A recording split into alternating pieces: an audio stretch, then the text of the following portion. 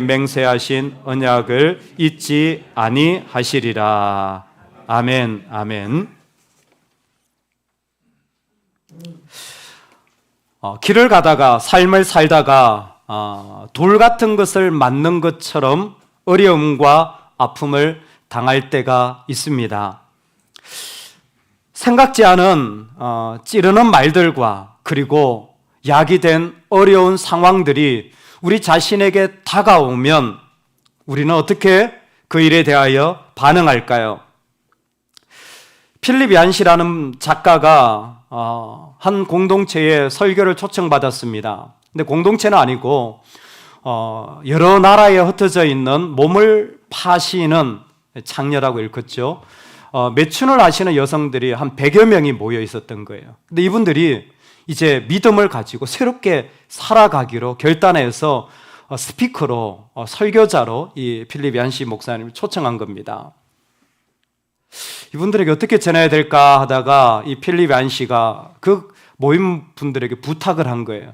제가 설교하러 가기 전에 제가 여러분들을 잘 모르고 설교하면 그러니까 좀 시간을 그리고 괜찮다면 같이 좀 생활할 수 있도록 허락해달라. 그래서 같이 좀 지내고 난 뒤에 말씀을 전하면 좋겠다라는 말을 듣고 그들이 있는 곳에 같이 생활을 하게 됩니다. 이런저런 일을 겪는데 어느 날 필립 얀시가 성경을 읽다가 마태복음 21장 31절에 예수님께서 그들에게 이르시되 내가 진실로 너희에게 세리들과 창녀들이 너희보다 먼저 하나님의 나라에 들어가리라 라는 말씀을 읽게 돼요. 세리들과 창녀들이 그곳에 있는 제자들이나 종교 지도자들보다 먼저 천국에 들어갈 것이라 라는 말씀에 충격을 받게 돼요. 왜냐하면 지금 자신은 창녀들 가운데 있거든요. 그래서 그 말씀을 들고는 깜짝 놀라서 그분들한테 묻습니다. 여러분들 혹시 어떻게 생각하십니까? 제가 성경을 읽다가 아니 창녀들이 먼저 천국에 간대요. 어떻게 이런 일이 가능하죠? 그 사람들에게 물었더니 모두가 조용한데 이 불가리아에서 온 매춘을 했던 한 여성이 대답하더랍니다. 제가 생각할 때 모든 사람들은 살아갈 때 자기가 위에 서서 아래로 내려다보는 기쁨을 가지고 사는 것 같습니다. 내가 조금 더 높아지고 내가 조금 더 좋은 자리 가고 남들이 인정하는 자리에 서면 그게 기쁨이 되는 거죠. 그런 자리에서는 기쁨으로 사는데 우리는 아닙니다. 우리에겐 내려다볼 사람이 없습니다. 우리가 가장 밑바닥에 있으니까요. 친구들은 물론이고 가족들도 우리를 보면 창피해합니다. 사람이 가장 밑바닥에 떨어졌을 때 은혜를 갈망하게 되지 않을까요? 저는 필립 얀시의 고백을 읽으면서 사람이 정말 밑바닥에 떨어지면 은혜를 갈망할까라는 질문이 생겼습니다. 제가 읽은 상담학 책에 보면 사람이 밑바닥에 떨어지면 살아가면서 힘든 일을 겪으면요, 두 가지 정세가 나옵니다. 하나는 신경증적인 정세예요. 우리가 말하는 우울증, 히스테리, 다 스트레스 여기에 해당됩니다. 이건 뭐냐면 내가 왜 그랬지? 내가 뭘 할 수 있어? 정말 나는 안 된다. 모든 걸 자기가 떠안으면서 스스로 무기력감에 빠지는 거예요. 또 한쪽이 있습니다. 성격장애. 내가 그 사람 정말 내가 그냥 두나봐라. 마음에 딱 꽂혀가지고 절대 뺄 수 없는 감정이 박히는 사람이에요. 이 사람은 절대 내가 책임지지 않아요. 다 그 사람 잘못이에요. 다 그때 일의 잘못이에요. 이 두 가지로 나간다라는 거예요. 자, 성격장애가 있는 분 손 들어보세요. 내가 좀 신경질. 심리적으로는 사실 이 두 가지 증세가 제일 많이 나타난대요. 밑바닥에 떨어졌을 때. 무슨 얘기냐면 우리에게 어떤 일이 닥치면 우리 안에서 무엇인가 반응이 오는데 어떤 사람은 이 땅에 있는 모든 사람들이 하는 반응과 같은 원망하고 아니면 자책하고 이런 반응이 있는가 하면 어떤 부류의 사람들은 그 자리에서 오히려 은혜를 갈망하는 자리매김하기도 한다라는 것입니다. 실제로. 과연 우리는 어떤 사람의 모습을 가지고 살아갈까요? 모세에게 충격적인 도리를, 정말 말도 안 되는, 요즘 말로 하면 어려움을 당하게 됩니다. 그가 평생의 꿈이 약속의 땅에 들어가는 것이었는데 하나님께 정말 겸손히 무릎 꿇고 기도했어요. 하나님, 제가 소망이 있는데 제 약속의 땅에 들어가게 해주세요. 저를 봐서 제가 지금까지요, 지금 시온과 옥도 이겼거든요. 제가 현역에 지금 서도요 충분히 전쟁할 수 있습니다. 저를 세워주세요. 그때 하나님이 이런 지하에 그만하면 족하다. 다시는 그런 걸로 내게 말하지 말라. 잘라버리는 거예요. 모세의 마음속에 뭐가 있었냐면, 아니 심지어 하나님이 처음에 나한테 아름다운 땅을 준다고 하시지 않았습니까? 하나님 그거 다시 한번 기억해. 됐어. 그 말 다시는 내게 꺼내지 마. 자, 상처를 받았다. 시험이 들었다. 힘들었다. 아니면 그게 오히려 은혜의 자리로 갈망하는 자리가 되었다. 참 어려운 상황이 모세에게 닥친 거예요. 그런데 하나님은 놀랍게도 그런 어려움을 당한 모세에게 다시 마지막 메시지를 전하라고 하고 이제 막 시작하는 게 신명기 5장부터 시작이에요. 십계명부터 시작해서 중요한 하나님의 메시지를 전하게 됩니다. 그때 이스라엘 백성들에게 권면하는 한 가지가 바로 이것입니다. 그 백성들에게 전해라. 네가 그 땅에서 아들을 낳고 손자를 얻으며 오래 살 때, 이스라엘 백성이 약속의 땅에서 아들을 낳고 손자를 얻으며 오래 살 때 스스로 부패하여 무슨 형상의 우상이든지 조각하여 내 하나님 여호와 앞에 악을 행함으로 그의 노를 일으키면, 모세야, 네가 그들에게 꼭 말해주라. 그들 있잖아, 처음엔 다 좋다. 다 처음엔 은혜 받아. 그런데 시간이 오래되면, 시간이 지나보면, 믿음을 쫙 펼쳐보면 그게 진짜 믿음인지 아닌지 보게 된다. 시간이 지나보면 어떤 일이 나냐면 스스로 부패한다라는 거예요. 이 사람들이 그 가운데 처음에는 좋았어요. 그런데 스스로 부패한다는 거예요. 스스로 부패한다라는 거 모세는 알아들었어요. 왜냐하면 모세는 갈등이 있었거든요. 하나님, 내 자리 주세요. 내가 인도해야 됩니다. 라고 할까? 아니면 하나님의 나라와 교회의 유익을 위하여 선택할까라는 갈등을 앞에서 겪었어요. 그리고 그는 기꺼이 이런 지하에 거절하는 하나님의 명령에 내 유익을 포기하고 하나님의 유익을 선택하는 것이 믿음임을 알았습니다. 스스로 부패한다는 그 반대예요. 하나님 나라 유익이나 교회의 유익이나 다른 사람의 유익보다 내 유익이 더 중요해. 그럼 그 사람 부패한 거예요. 스스로 지금 우상 숭배를 하고 있는 겁니다. 하나님 그 사실을 잘 알고 있었어요. 그렇기 때문에 이 이야기를 모세에게 전한 거예요. 모세는 그 심정을 누구보다 잘 알아요. 내가 그 자리에 있어야 되는데 라는 마음을 떨쳐버리는 게 얼마나 힘든지, 그러나 그때야말로 내가 부패하는 인간이 될 건지 하나님의 영광을 드러내는 존재가 될 건지에 중요한 기로에 섰는데 처음에는 몰라요. 시간이 지나면서 서서히 그 사람 안에 있는 것이 드러나는 것입니다. 하나님은 이 일을 인하여 정말 재미있게 이렇게 말씀하십니다. 이스라엘 백성에게 전해라. 내가 오늘 천지를 불러 증거를 삼노니 하늘과 땅을 증인으로 세우겠다라는 거예요.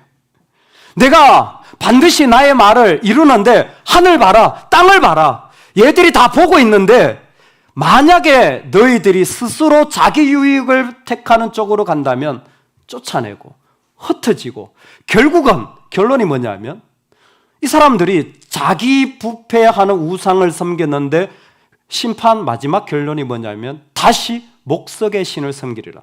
먹지도 보지도 만지지도 못하는 우상의 신을 섬기리라. 우상 때문에, 자기를 섬긴 것 때문에 심판을 받았는데 결론이 뭐냐면 다시 우상을 섬기는 자가 되어지는 거예요. 이 부분은 참 예수님 우리에게 주신 비유가 도움이 됩니다. 마가복음에 보면 예수님이 한 집에서 말씀을 가르칠 때 장면이 나옵니다. 그곳에서 사람들과 둘러앉아가지고 말씀을 가르칩니다. 그랬더니 그 동네에 병들었던 한 사람이 있었는데 그 사람을 친구들이 메어가지고 침상 통째로 지붕을 뚫고 그 사람을 내립니다.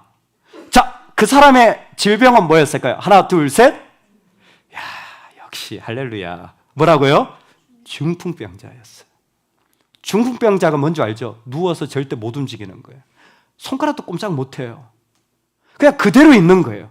그 사람을 보고 아마 간절한 소망이었겠죠. 그러니까 그 소망을 따라서 친구들까지 동원해가지고 갔는데 사람이 너무 많아. 그래서 예수님을 만날 수가 없어. 방법을 생각하는 게 지붕에 올라가가지고 지붕을 뜯어, 왜 남의 집을 다 이렇게 헐어버려요? 지붕을 뜯어가지고 침을 딱 내린 거예요. 왜? 얘가 고쳤으면 좋겠거든. 나도 고침 받고 싶어. 왜? 중풍병이 너무 힘들고 어려움이 이래.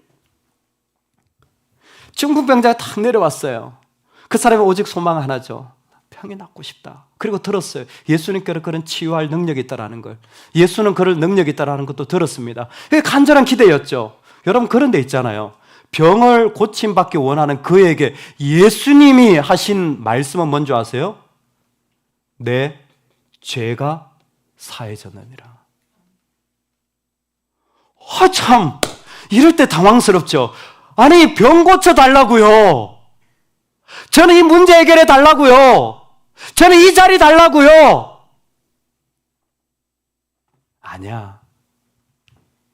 너의 죄가 사함받는 게 중요해. 왜냐하면 우리는 생각할 때 나한테 학벌이 조금만 더 있었으면 나 달라질 텐데 라는 깊은 갈증을 가지고 있어요. 내가 경제적으로 조금만 더 여유가 있었으면 내가 이런 무시 안 당하고 살 텐데 라는 갈증이 있어요. 그걸 가지고 예수님께 간 거예요. 그때 예수님 말씀하시는 거예요. 사랑하는 나의 자녀야, 네가 갈증되는 갈증나는 그 자리, 그 힘, 그 돈, 너를 더 갈증나게 할 거다. 왜? 사람이 있으면 달라질 거라고 했니? 사람이 있어서 감사할지 모르겠지만, 만족할지 모르겠지만 그 사람 때문에 또 어려움 당할 거야. 돈이 있으면 도움이 될 거라 생각했지? 도움 됐죠. 근데 그 돈 때문에 너는 또 더 어려워질 거야. 우상을 섬겼는데 다시 우상을 섬기는 패턴이 일어나는 겁니다. 예수님 그걸 원하시지 않았어요. 너무 잘하셨어요. 우리에게 있었으면 하는, 그게 있으면 하는, 사람이 내 자녀가 이렇게 됐으면 하는 잘못된 이 부모의 기대들이 결국은 더 큰 갈증을 만들고 더 큰 어려움을 만든다는 걸 주님은 아셨어요. 궁극적인 것은 예수 그리스도가 그 안에 고백되어지는 자리가 필요했던 겁니다. 예수님은 근본적인 그 갈증이 우리 가운데 사라지길 원하신 거예요. 주의 보혈과 은혜가 이 자리를 우리에게 허락하여 줍니다. 이 은혜가 있기를 소망합니다. 제가 말씀을 읽으면서요, 어이? 라고 눈이 정말, 저의 이 초롱초롱한 작은 눈이 번쩍 뜨인 구절이 있었습니다. 왜냐하면 말씀을 읽다 보니까 이게 말씀에 이런 말씀이 있는 거예요. 그러나 내가 거기서 내 하나님 여호와를 찾게 되리니 만일 마음을 다하고 뜻을 다하여 그를 찾으면 만나리라. 여러분, 이 땅에 우리한테 좀 뭐 있으면 했던 것은 하늘과 비교해서 작다 싶으면 버리세요. 하늘이 정인입니다. 땅과 비교해서도 별거 안 되다 싶으면 버리세요. 하늘과 땅만큼도 되지 않는 것들은 우리에게 의미 없습니다. 할렐루야. 할렐루야. 우리 손을 그읍시다. 하나님이 정인으로 세웠잖아요. 저 하늘만큼도 안 된다.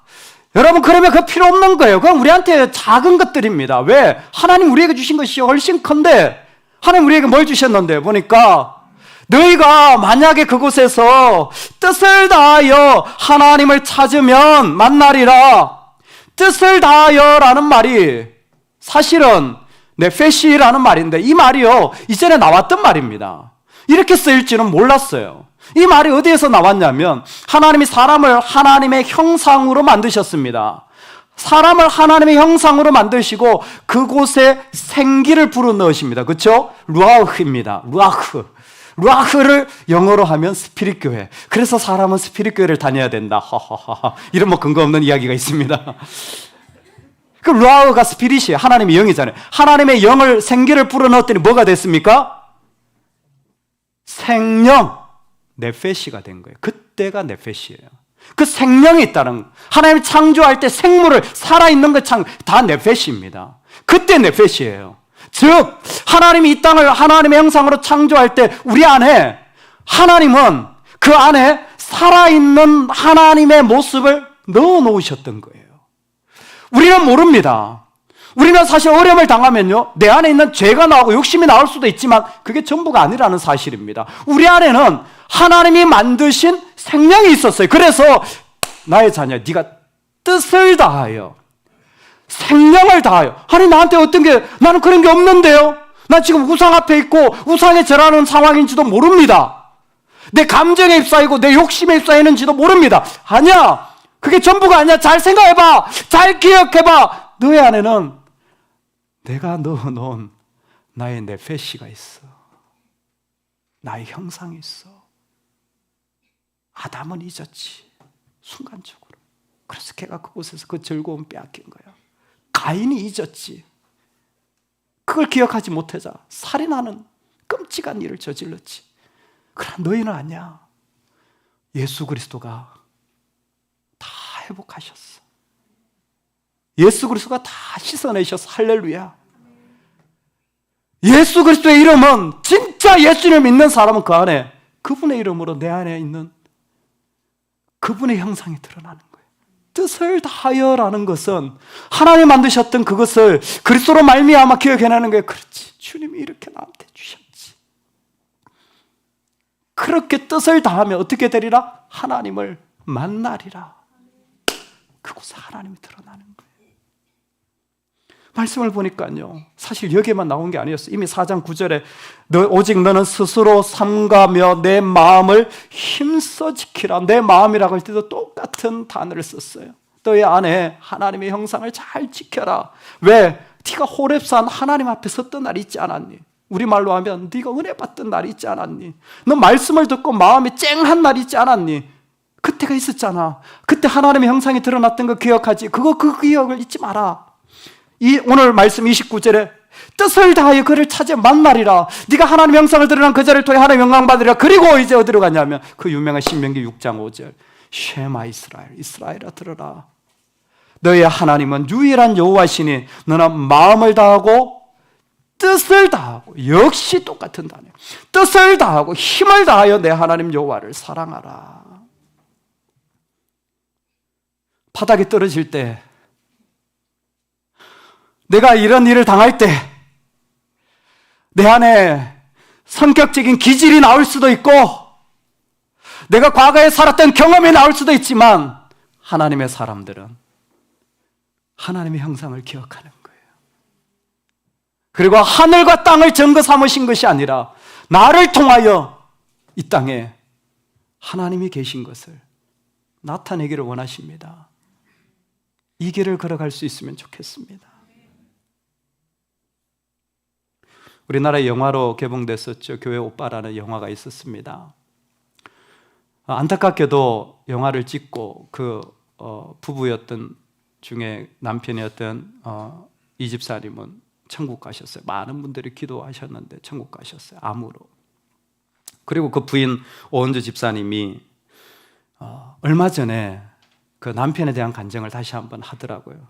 그 남편에 대한 고백을 이렇게 했습니다. 남편이 말기암, 여러분 암이 말기가 되면요 정말 고통이 말할 수 없습니다. 그러면 뭘 주냐면, 고통이 일반적인 진통제로는 이게 안 들어요.